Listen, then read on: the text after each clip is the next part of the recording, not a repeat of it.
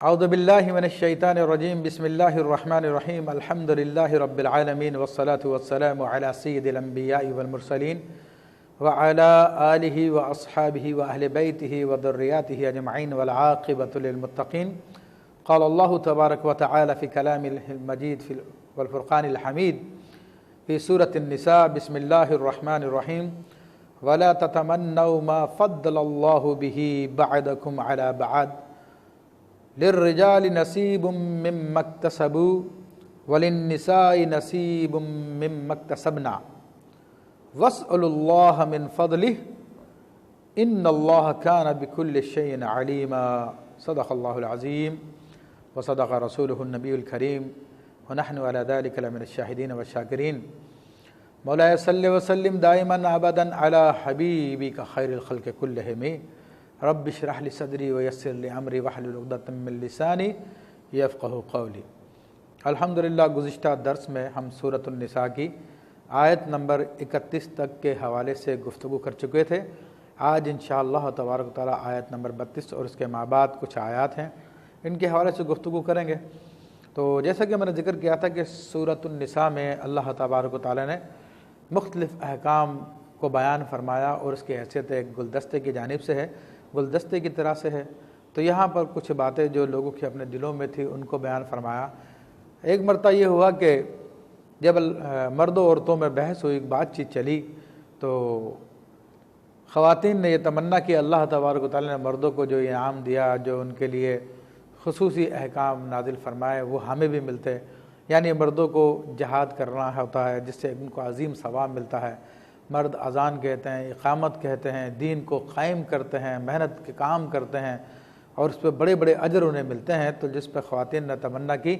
کہ ہمیں بھی اللہ تبارک و تعالیٰ یہ موقع عطا فرمائے تو ہم بھی یہ کام کریں،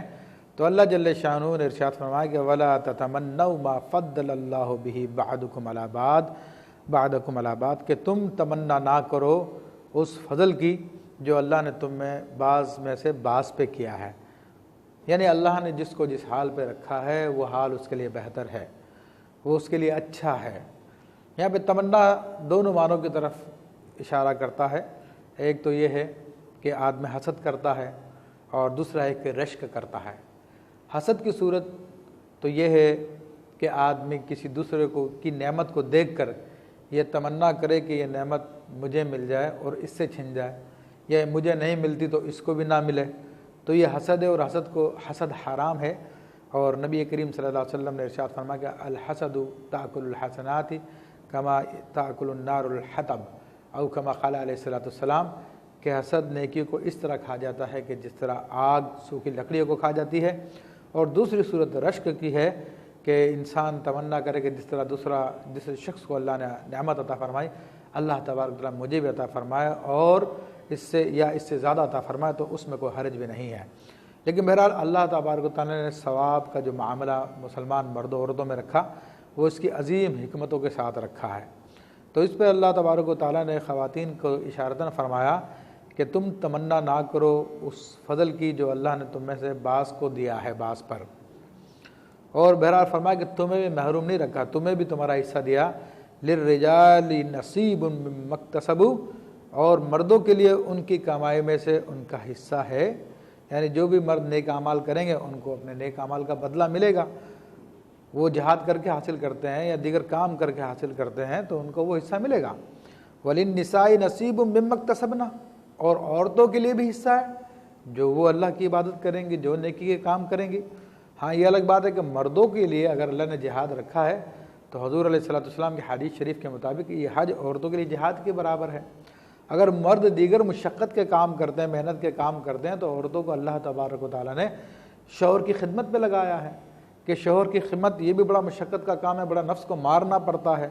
تو مرد جو سخت محنت کر کے یہ ثواب کماتا ہے تو عورت گھر میں بیٹھی بیٹھی مرد کی خدمت کر کے بچوں کو پال کر دیگر ذمہ داریوں کو پورا کر کے یہ سارے ثواب کما سکتی ہے۔ فرمایا کہ وَاسْأَلُوا اللَّهَ مِنْ فَضْلِهِ، بلکہ اللہ سے اس کے فضل کا سوال کرو۔ تو اللہ تبارک سے جب فضل کا سوال کیا جائے گا تو اللہ تبارک و تعالیٰ اپنے فضل سے جس کو چاہے جتنا عطا فرما دے۔ اور ارشاد فرمایا کہ ان اللہ کان بکل شیء علیما، تمہارے دل میں جو بات ہے، تم آپس میں جو باتیں کرتے ہو، اللہ تبارک و تعالیٰ ان سب کو جانتا ہے۔ پھر ارشاد فرمائے کہ وَلِكُلٍّ جَعَلْنَا مَوَالِيَ مِمَّا تَرَكَ الْوَالِدَانِ وَالْأَقْرَبُونَ، ارشاد فرمائے کہ ہم نے سب کے لیے مال کے مستحق بنا دیے ہیں جو کچھ چھوڑ جائیں ماں باپ اور قرابت والے۔ تو یہاں پر مال کے حوالے سے یہ بیان کر دیا کہ عورتوں کو یہ بھی دل میں خیال آتا تھا کہ مردوں کو دگنا دیا ہے اور ہمیں اس کے مقابلے میں تنہا دیا، تو اللہ تبارک و تعالیٰ نے اس میں وضاحت کر دی ہے کہ ماں باپ کے مال میں سے اور رشتہ داروں کے مال میں سے بہرحال حصے دار ہوتے ہیں، اور یہاں کے عرب کی اس رسم کا بھی خاتمہ کیا جا رہا ہے کہ جو عورتوں کو سرے سے حصہ دیتے ہی نہیں تھے، تو بتا دیا کہ ہر ایک کے لیے جو ہے مستحق ہوتے ہیں اس کے مال میں سے جو ماں باپ چھوڑ کے جاتے ہیں یا قریب رشتہ دار چھوڑ کے جائیں۔ والذین عقدت ایمانکم فآتوہم نصیبہم، اور جن سے تمہارا حلف بن چکا ہے، معاہدہ ہو چکا ہے، تو تم ان کا حصہ بھی ان کو دو۔ تو یہ خاص بات تھی جو زمانہ اسلام کے ابتدائی زمانے میں پائی جاتی تھی کہ کوئی مجہول النسب شخص ہوتا تھا جس کے نسب کا نہیں معلوم ہوتا تھا، وہ کسی دوسرے آدمی سے کہتا تھا کہ آپ میرے مولا بن جائیں، اور اگر وہ بھی مجہول النسب ہوتا تھا دونوں ایک دوسرے کے موالی ہو جایا کرتے تھے، تو یہ مر جاتا تھا تو وہ اس کی وراثت پاتا تھا اور یہ مر جاتا تو یہ اس کی وراثت پاتا تھا۔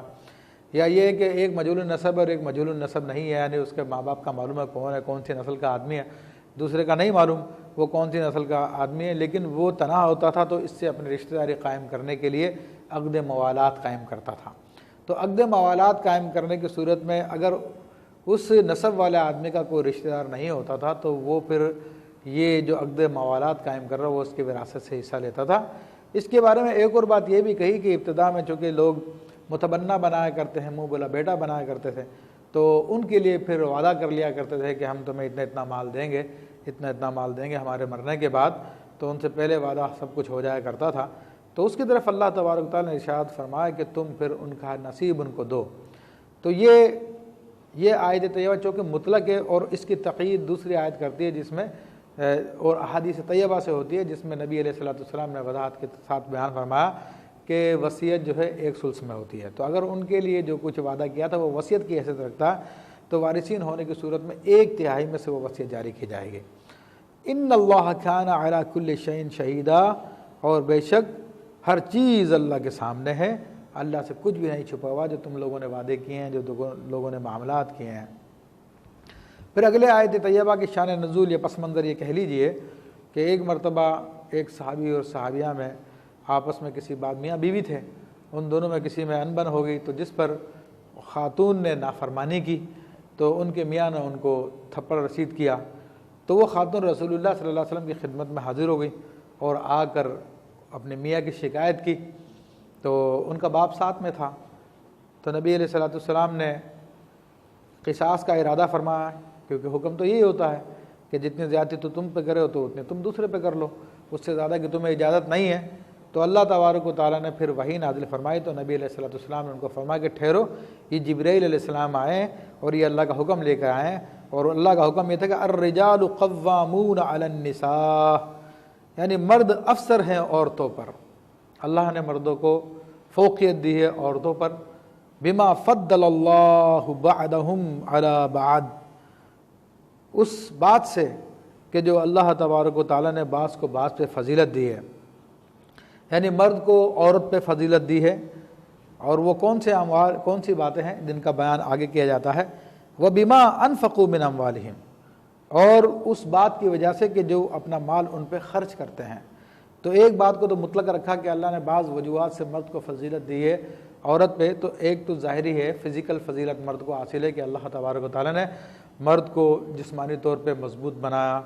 مرد کو جسمانی طور پہ طاقتور بنایا بامقابلہ عورتوں کے۔ پھر دوسرے اعتبار سے یہ کہ اگر ہم عقل کے اعتبار سے بھی دیکھیں تو یہ بہرحال کوئی انکار کرے لیکن حقیقت یہ ہے کہ دنیا کے تمام بڑے بڑے کام یا اکثر کام مرد ہی چلا رہے ہیں، یہ اس بات کی دلیل ہے کہ اللہ تبارک و تعالیٰ نے ان کو وافر مقدار میں عقل عطا فرمائی عورتوں کے مقابلے میں، تبھی ان کی حاکمیت ہے دنیا پر۔ اگر دوسرے فریق میں بھی اتنی عقل ہوتا، اتنا ہی مادہ ہوتا عقل کا، تو پھر مرد محکوم ہوتے عورتوں کے، لیکن ظاہری طور پر ہم دیکھتے ہیں کہ پوری دنیا کے اندر مردوں ہی کو غلبہ ہے، تو اس وجہ سے کہ اللہ نے ان کو عقل وافر مقدار میں عطا فرمائی۔ پھر مزید یہ کہ مرد جہاد بھی کرتے ہیں، اذان بھی دیتے ہیں، اقامت بھی کہتے ہیں، باہر کے جتنے کام ہیں وہ سب کے سب کرتے ہیں مرد، تو یہ بھی ایک فضیلت کا باعث ہے۔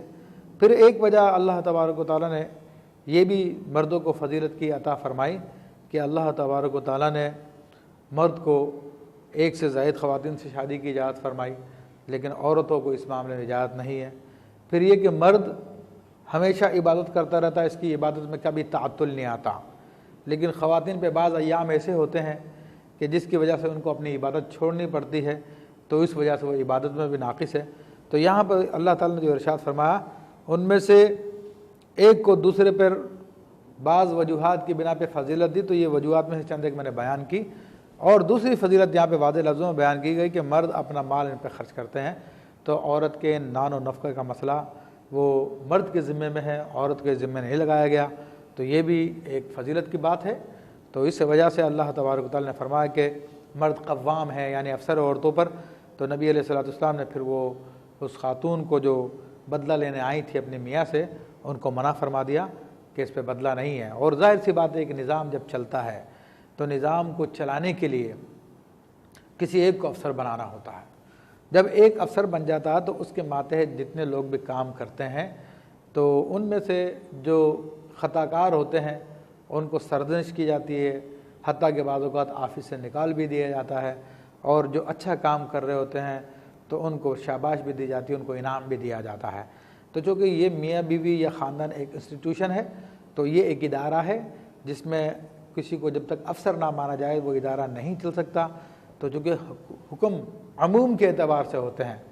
کیونکہ بعض کوئی کہہ سکتا ہے کہ بعض اوقات عورتیں مرد سے زیادہ ذہین ہوتی ہیں، تو بلا شبہ اللہ جس پہ فضل فرماتا ہے وہ ہوتا ہے، لیکن حکم ایک عموم کے ساتھ ہوتا ہے۔ تو عمومی طور پہ اللہ تبارک تعالیٰ نے مردوں کو یہ صلاحیت عطا فرمائی، تو اس لیے یہ سارے کے سارے معاملات رکھے گئے۔ لیکن اس کا مطلب ہرگز یہ نہیں ہے کہ کوئی ظلم و زیادتی کرے عورتوں پر۔ اس کے بارے میں نبی علیہ الصلوۃ والسلام کی واضح حدیث طیبہ حجۃ الوداع میں موجود ہے کہ تم عورتوں کے معاملے میں اللہ سے ڈرو۔ تو جتنے معاملات کو درست کرنے کے لیے جس قدر معاملات ہو سکتے ہیں وہ تو اجازت ہے۔ فرمایا کہ فَالصَّالِحَاتُ قَانِتَاتٌ حَافِظَاتٌ لِلْغَيْبِ بِمَا حَفِظَ اللَّهُ، کہ وہ عورتیں جو صالحات ہیں، نیک عورتیں ہیں، نیکوکار ہیں، شوہروں کے ساتھ نیک سلوک کرتی ہیں، قانتات شوہروں کے ساتھ ادب کا معاملہ کرتی ہیں، حافظات للغیب اور شوہروں کی غیر موجودگی میں شوہر کے مال کی، بچوں کی حفاظت بھی کرتی ہیں، اور خود اپنی جان کی حفاظت، اپنی عزت کی حفاظت بھی کرتی ہیں، بما حفظ اللہ، جس طرح اللہ نے حفاظت کرنے کا حکم دیا ہے۔ تو یہ اللہ تبارک و تعالیٰ نے ان کی شان کو بیان کیا، عورتوں کی صلاحیتوں کو بیان فرمایا۔ واللاتی تخافون نشوزہن فعظوہن، ایک تو وہ اچھی خواتین جن میں اچھے صلاحیت ہے ان کو بیان کر دیا۔ اب ان خواتین کے بارے میں بیان کیا جا رہا ہے کہ جو بد اخلاق ہوتی ہیں، تو فرمایا کہ وہ خواتین کہ جن کی نافرمانی کا تمہیں خوف ہو، یعنی تم سے وہ نافرمانی کر رہی ہوں، فعظوہن، تو اب نافرمانی کی مختلف صورتیں ہیں کہ شوہر کی جائز باتوں کو نہ مانا جائے، یا یہ کہ نماز وغیرہ نہ پڑھتی ہو، اللہ کا ذکر نہ کرتی ہو، گناہوں کے کام میں پڑی ہو۔ فرمایا کہ فعظوہن، تو ان کو تم سمجھاؤ اچھے طریقے سے، قرآن و حدیث کی باتیں ان کے سامنے پیش کرو، ان کو بتاؤ کہ اللہ کا یہ حکم ہے، اللہ کے رسول کا یہ حکم ہے۔ اور نبی علیہ الصلوۃ والسلام نے شوہر کے حقوق اتنے بیان فرمائے کہ حدیث شریف میں آتا ہے کہ لو امرت لأحد ان یسجد لأحد، کہ اگر لو امرت لأحد ان یسجد لأحد، اگر میں کسی کو حکم دیتا کہ وہ کسی کو سجدہ کرے تو میں بیوی کو حکم دیتا کہ اپنے میاں کو سجدہ کرے، لیکن میری شریعت میں منع ہے۔ تو یہاں پر اس کو یہ بات بتائی جائے کہ اللہ تعالیٰ نے اتنے احکام رکھے ہیں، بتایا جائے کہ وہ عورت جس کا شوہر اس سے ناراض ہو تو اس کی نماز بھی قبول نہیں ہوتی ہے، اس کے کانوں سے زیادہ بلند نہیں ہوتی ہے، تو یہ سارے کے سارے ان کو بتائے جائیں کہ تو ممکن ہے دین کی بات سن کے ان کو نصیحت ہو جائے، پھر بھی نہ مانے وَاهْجُرُوهُنَّ فِي الْمَضَاجِعِ، تو فرمایا کہ ان سے الگ بستروں پہ سو، تو ان سے بستر الگ کر دو، یہ بھی ایک سزا کی صورت ہے۔ فرمایا کہ وَاضْرِبُوهُنَّ، اور پھر بھی نہ مانے تو پھر انہیں ہلکا سا مار لو، اس میں سخت مارنے کی گنجائش نہیں ہے، کیونکہ اللہ جو سخت مارتا ہے تو اللہ تبارک تعالیٰ اس سے بروز قیامت قصاص لے گا، اس کو بدلہ دلوائے گا۔ تو جتنی تعدیب کے لیے ضروری ہے صرف اتنا ہی اجازت دی ہے شریعت مطہرہ نے۔ تو اس پر بعض لوگ بہت سارے اعتراض کرتے ہیں، باتیں کرتے ہیں، لیکن وہ لوگ یہ بھول جاتے ہیں کہ جب بھی کسی انسٹیٹیوشن کو چلانا ہوتا ہے تو اس انسٹیٹیوشن کا جو سربراہ ہوتا ہے وہ انسٹیٹیوشن میں جب خرابی ہوتے دیکھتا ہے تو وہ کام کرنے والے، وہ امپلائیز جن کی وجہ سے وہ کام خراب ہو رہا ہے، ان کو سزا بھی دی جاتی ہے یا ان کو اس ادارے سے نکال بھی دیا جاتا ہے، تو اس پہ کوئی اعتراض نہیں کرتے، اس پہ تو کہتے ہیں ہاں جی خاندان یہ ادارے کو چلانا تو اس کے لیے سب کچھ کرنا پڑے گا۔ تو وہ ادارہ جو انسانوں کی خدمت کے لیے بنایا گیا ہے، اس کے قوانین کا اتنا احترام کرتے ہیں، اس پہ کوئی اعتراض نہیں کرتے، اور وہ انسٹیٹیوشن یعنی نکاح کا انسٹیٹیوشن، نکاح کا ادارہ جس سے پورے معاشرے کی ترویج ہوتی ہے، پورے معاشرے وجود میں آتے ہیں، ان کے اندر کوئی خرابی پیدا ہو رہی ہے اور اس کو دور کرنے کے لیے اگر افسر کو بعض اختیارات دے دیے تو اس پہ بڑا واویلا مچاتے ہیں، بڑی عجیب باتیں کرتے ہیں۔ تو یہ دراصل اصول کے مطابق اعتراض نہیں ہے، بلکہ اسلام سے جلن ان کے دلوں میں چھپی ہوئی ہے، تو اس جلن کا وہ موقع دیکھ کے اظہار کر دیتے ہیں۔ فرمایا کہ فَإِنْ أَطَعْنَاكُمْ فَلَا تَبْغُوا عَلَيْهِنَّ سَبِيلًا، بس اگر وہ عورتیں تمہاری اطاعت کریں تو پھر فرمایا تو اب ان پر کوئی راہ نہ چاہو، اب ان پہ زیادتی نہ کرو۔ اس میں ایک لطیف معنی یہ بھی ہے کہ چلیں ٹھیک ہے، بعض خاتون دل سے اپنے میاں کو پسند نہیں کرتی ہیں تو اس کی وجہ سے نافرمانیاں کرتی ہیں، لیکن ان کو سمجھانے بجھانے کی وجہ سے وہ اطاعت کرنے لگ جائیں، لیکن دل میں ان کی محبت پیدا نہ ہو تو اس کو پھر مجبور نہ کیا جائے کہ دل کے ساتھ میاں سے محبت بھی کر، کیونکہ محبت کا معاملہ کسی کے اختیار میں نہیں ہے، یہ انسان کا دل جو ہے بے اختیار ہے اس معاملے میں۔ ارشاد فرمائے کہ ان اللہ کان علیٰ کبیرا، اور بے شک اللہ بلند اور کبیر ہے، بڑا ہے۔ تو یہاں پہ اللہ تبارک و تعالیٰ نے مردوں کو بھی تحدید فرما دی کہ تمہیں جو بعض اختیارات دیے گئے ہیں تو اس میں حد سے مت گزرنا، اپنی خواہشات نفسانی کے پیچھے پڑ کے عورتوں پہ زیادتی نہ کرنا، کیونکہ تمہیں عورتوں پہ بلند کیا گیا ہے تو اللہ تعالیٰ تم پر بھی بلند ہے، تم سے بھی بڑا ہے۔ تو آج تمہیں اس تھوڑی بہت بلندی جو تمہیں دی گئی ہے، بعض چیزوں میں تمہیں اکثر بنایا گیا ہے، تو اس کی وجہ سے زیادتی کرو گے تو اللہ تبارک و تعالیٰ جو تم سے بلند ہے، تم سے بڑا ہے، سب سے بڑا ہے، وہ تم سے اس کا بدلہ لے لے گا۔ فرمایا کہ فَإِنْ خِفْتُمْ شِقَاقَ بَيْنِهِمَا، اب یہاں پر جو آیت طیبہ آ رہی ہے اس میں اسی خاندانی معاملات کو سلجھانے کے لیے ایک مسئلے کو بیان کیا جا رہا ہے، کیونکہ ایک حقیقت ہے جب میاں بیوی ساتھ رہتے ہیں تو بعض اوقات ان میں نفرت پیدا ہو جاتی ہے، بعض اوقات ان میں اختلاف پیدا ہو جاتا ہے اور دونوں میں برداشت کی طاقت نہیں ہوتی، دونوں لڑنے کے لیے تیار ہو جاتے ہیں۔ لیکن اس کے برعکس اگر مرد میں نرمی ہے تو معاملہ سنبھل جاتا ہے، یا عورت میں نرمی، عورت برداشت کر لیتی ہے تو معاملات سنبھل جاتے ہیں۔ لیکن اگر دونوں جانب سے نرمی نہ پائے جائے تو پھر وہ اختلاف شدت اختیار کر جاتا ہے۔ تو جب اس قسم کا اختلاف شدت اختیار کر جائے تو اللہ تعالیٰ فرماتا ہے کہ فَإِنْ خِفْتُمْ شِقَاقَ بَيْنِهُمَا، اگر تمہیں خوف ہو کہ دونوں میاں بیوی میں آپس میں جھگڑا ہو، تو اب جھگڑے کو سلجھانے کا کیا طریقہ ہے؟ فرمایا کہ فَابْعَثُوا حَكَمًا مِّنْ أَهْلِهِ وَحَكَمًا مِّنْ أَهْلِهَا، تو پس تم مرد کے خاندان میں سے ایک حکم فیصلہ کروانے کے لیے بھیج دو اور ایک حکم فیصلہ کرنے والا عورت کے خاندان میں سے بھیج دو، یعنی مرد کے خاندان کا جو فیصلہ کروانے والا وہ مرد کے پاس جائے، اس سے ساری کی ساری صورتحال معلوم کرے۔ خاندان کے لوگوں کو بیان فرمایا کہ خاندان کے لوگ چونکہ ایک دوسرے کے معاملات سے واقف ہوتے ہیں، وہ حقیقت کو جانتے ہیں، تو اس لیے وہ بات کو آسانی سے سمجھ لیتے ہیں۔ پھر بندہ مرد اپنے ہی لوگوں کے سامنے اپنی ساری باتوں کو بیان کر سکتا، غیروں کے سامنے بیان کرتے ہوئے شرم آئے گی۔ اسی طرح عورت کا معاملہ ہے تو وہ بھی اپنے خاندان والے پہ زیادہ اعتماد کرے گی اور اپنی ساری باتیں اس کو سچی سچی بتا دے گی۔ تو یہ اللہ نے طریقہ بتایا، ان یریدا اصلاحا یوفق اللہ بینہما، تو اگر یہ دونوں صلاح کروانا چاہیں تو اللہ تبارک و تعالیٰ دونوں میاں بیوی کے درمیان میں موافقت پیدا فرما دے گا، یعنی جب اصلاح کروانا چاہتے ہوں۔ لیکن آج کل ہم نے دیکھا کہ لوگ اصلاح نہیں بلکہ اپنے فریق کی حمایت میں بولنا شروع کر دیتے ہیں، حالانکہ اپنے فریق کی حمایت میں بولنے کے بجائے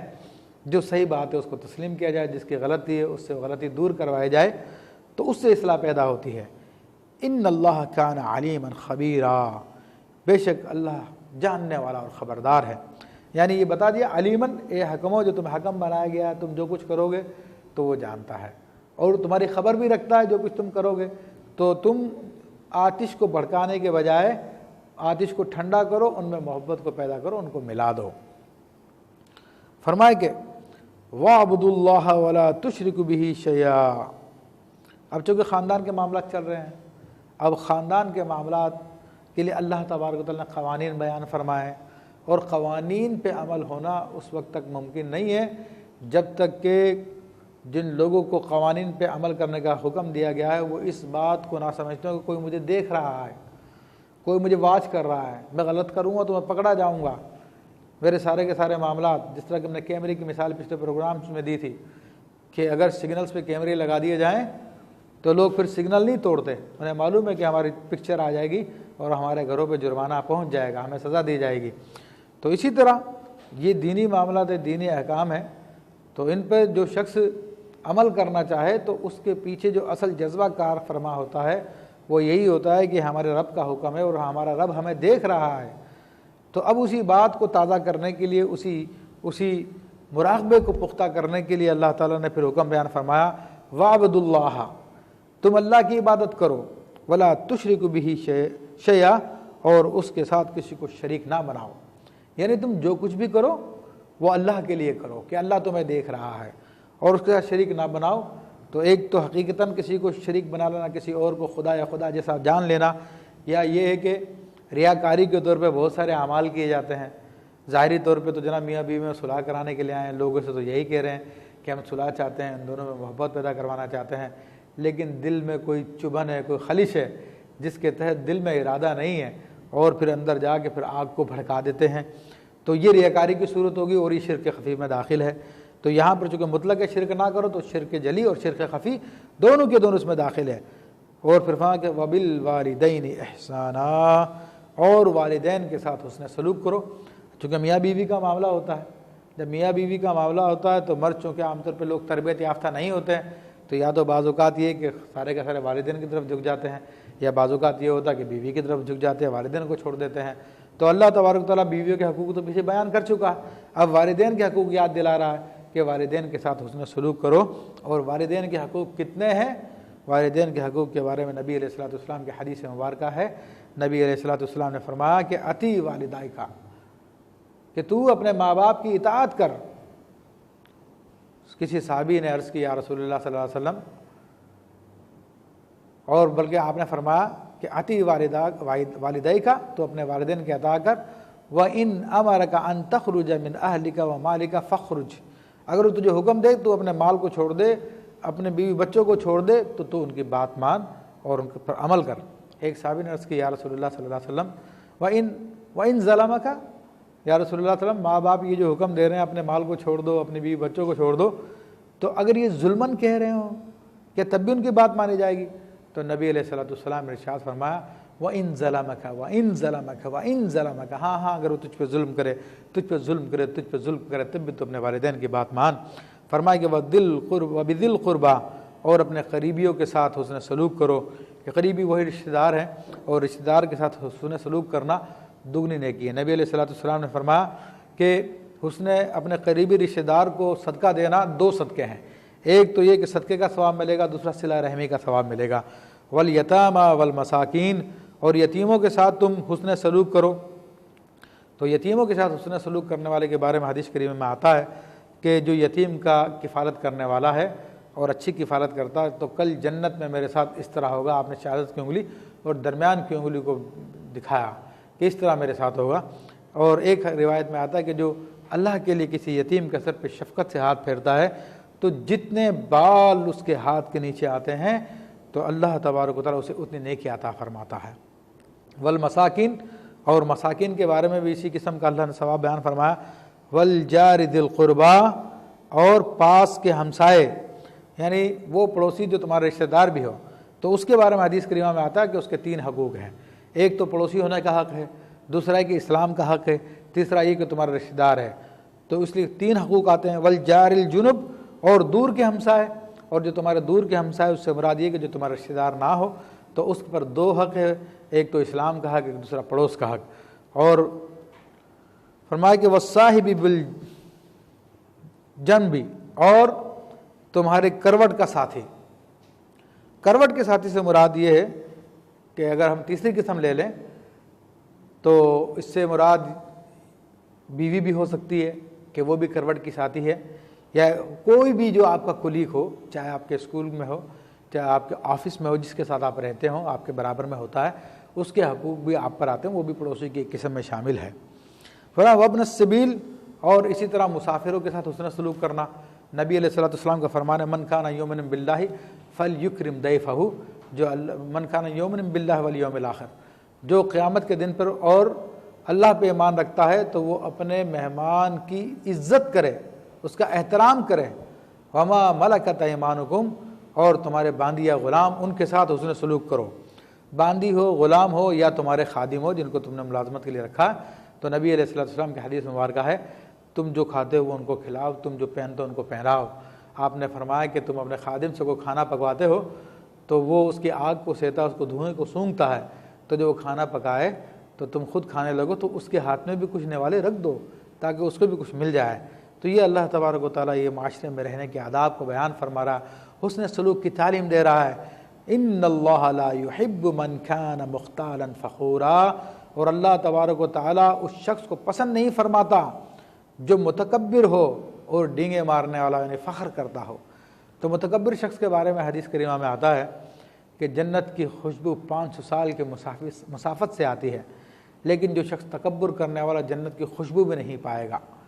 تو یہ اللہ کو تکبر سخت ناپسند ہے، اور اسی طرح فخر کرنا، اپنی ذات پات پہ فخر کرنا، اپنے مال و دولت پہ فخر کرنا، تو یہ بھی تکبر ہی کی صورت ہوتی ہے کہ لوگوں کے سامنے اس کو بیان کرتا ہے۔ تو اللہ تعالیٰ کو سب یہ ناپسند ہے کہ اللہ کا فضل ہے جو اس نے تمہیں عطا فرمایا، تو وہ چاہے تو کسی اور کو دے دے۔ تو ان تمام باتوں سے انسان بچے اور اس سے قبل جو احکام دیے ان پہ عمل کرے۔ انشاءاللہ مزید گفتگو اگلے پروگرام میں کی جائے گی۔ وآخر دعوانا ان الحمد للہ رب العالمین۔